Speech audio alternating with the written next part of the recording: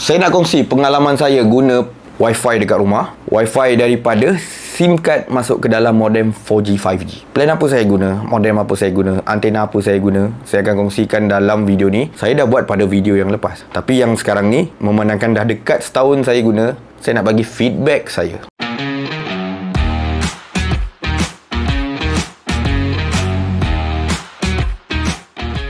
Ada tak yang nak buat Wi-Fi dekat rumah, dapatkan SIM card yang data sebesar yang mungkin, kurang-kurang 500GB, 1000GB lagi bagus, much better. Sebab pakai SIM card untuk Wi-Fi ni lain feeling dia. Boleh jadi lebih banyak, boleh jadi tak cukup kalau korang amalkan jumlah data macam guna biasa dekat handphone. Lain pergi dia bang. Wi-Fi ni berkongsi, stable dia lagi tinggi, tak perasan guna banyak. Jangan lupa WhatsApp saya, check ruangan description kalau nak dapatkan SIM card data besar untuk kegunaan Wi-Fi. Tahun lepas saya buat installation, harga dia memang tinggi. Sebab apa? Sebab dia memang jual mahal. Harga dia memang dijual mahal, siap pasang, siap apa setup semua. Sebab saya tak nak tahu, saya tak nak panjat bumbung rumah, saya tak nak beli satu-satu barang, nak panjat bumbung rumah, nak skru tu, nak pasang tiang tu, nak pasang ni, saya tak nak buat benda tu. Dan selain tu saya ada modal, saya peduli apa. Kalau korang nak murah boleh kena setup sendiri. So kalau ada modal, bayar je orang. Habis 2000 juga. So saya gunakan satu modem OEM, modem yang dinamakan G10 CP502. Ini modem 5G dan dia support external antena.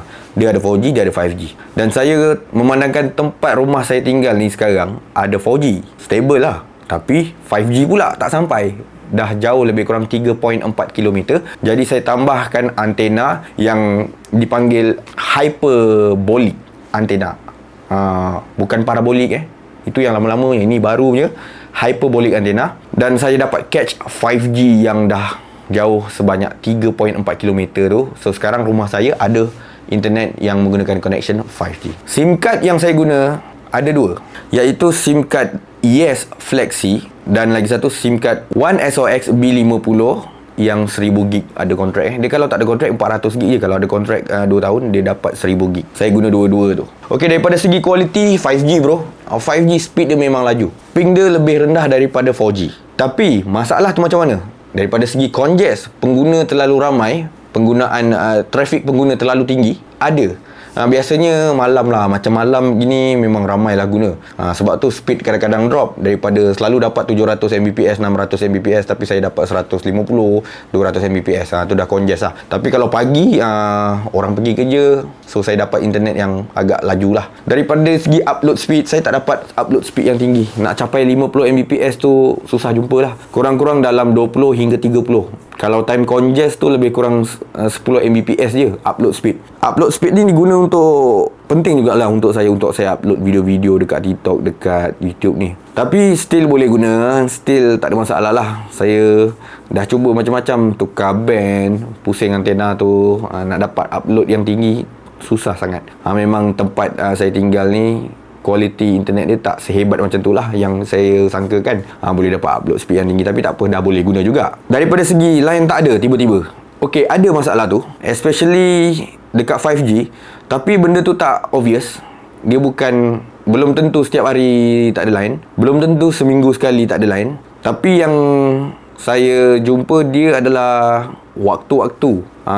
Saya ni dekat dengan laut jugalah. Dan saya akan jumpa waktu-waktu macam hujan ribut, angin kuat. Time tu lah 5G tak ada. Tapi tak jadi masalah untuk modem yang saya gunakan. Sebab kalau 5G tak ada, 4G boleh backup. Dan disebabkan benda ni, saya terpaksa guna dua jenis SIM card.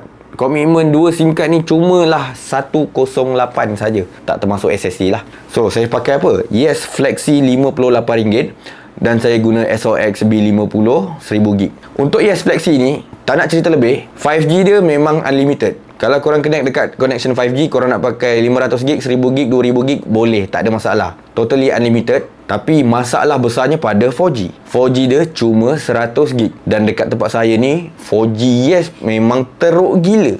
Jadi saya backupkan dengan satu SIM card One SOX B50 1000GB. Kalau korang berminat, boleh Roger, saya ada supply SIM card 1000GB tu. One SOX guna line Celcom. So untuk line 5G kita dapat benda yang sama. So saya boleh bertukar-tukar untuk line 5G. Tapi bila 5G bermasalah, tak ada line, saya selamat sebab saya ada backup One SOX. One SOX 1000GB tu untuk 4G dan 5G. Kalau Yes Flexi 5G saja unlimited, 4G 100 gig. Itu masalah besar. Bila 5G tak ada, saya still nak guna internet, nak tengok movie, nak guna device-device yang ada, saya perlukan banyak internet. Jadi saya kena guna SIM card One SOX, sebab hanya SIM card tu saja yang ada dekat saya sekarang boleh support dua-dua line, 5G dengan 4G. Ada SIM card lain macam U-Mobile pun boleh, tapi U-Mobile pula lagi mahal. Kita nak lagi murah kan, U-Mobile RM68. Tapi kalau SOX RM50 sebulan. Total dengan SST baru RM53 sebulan. B50 punya plan yang ada kontrak, tapi dia ada kontrak lah 2 tahun. Kalau tak ada kontrak, dia 400 gig saja. So saya kena guna 2 SIM card tu. Untuk kualiti modem ni, saya nak cakap dia hebat sangat, tak adalah. Nak kata dia tak bagus, tak boleh pakai, tak, boleh pakai. Puas hati lah. Dia tak perfect, tapi puas hati untuk kita gunakan. Dan kalau kita dah pasang hyperbolic antena atas bumbung rumah, kena jaga-jaga. Yang tukang pasang tu, korang cakap dia ikat skru kuat-kuat. Bila angin kuat je nanti beralih. Dah satu kerja, babe. Satu kerja. Sebab orang-orang install antena ni, kau orang minta dia tegakkan antena pun dah kena RM150, babe.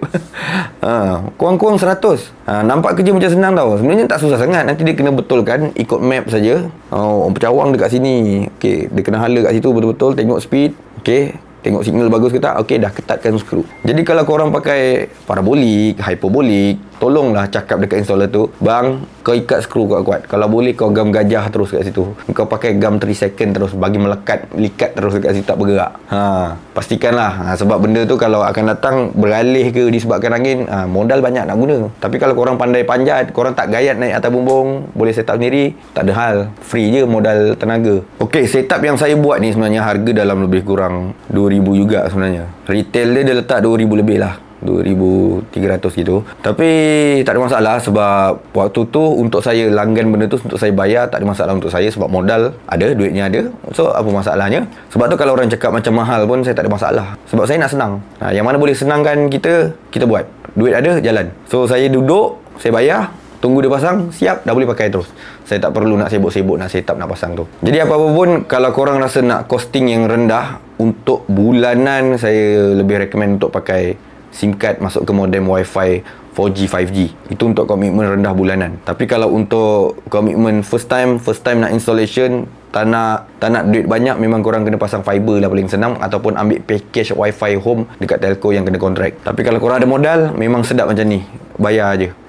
Lepas tu korang boleh set up, boleh upgrade by time. Akan datang ada antena lagi power, boleh pakai, boleh beli dan pasang dekat modem yang korang dah pakai tu. So itu je apa yang aku nak kongsi dalam video ni. Kalau korang berminat dengan SIM card 1000GB line Celcom 4G 5G tak ada sekatan kelajuan, boleh roger check dekat ruangan description WhatsApp saya sekarang. Consider to subscribe, like kalau suka, share kalau berguna. I'll see you guys on my next video. Bye.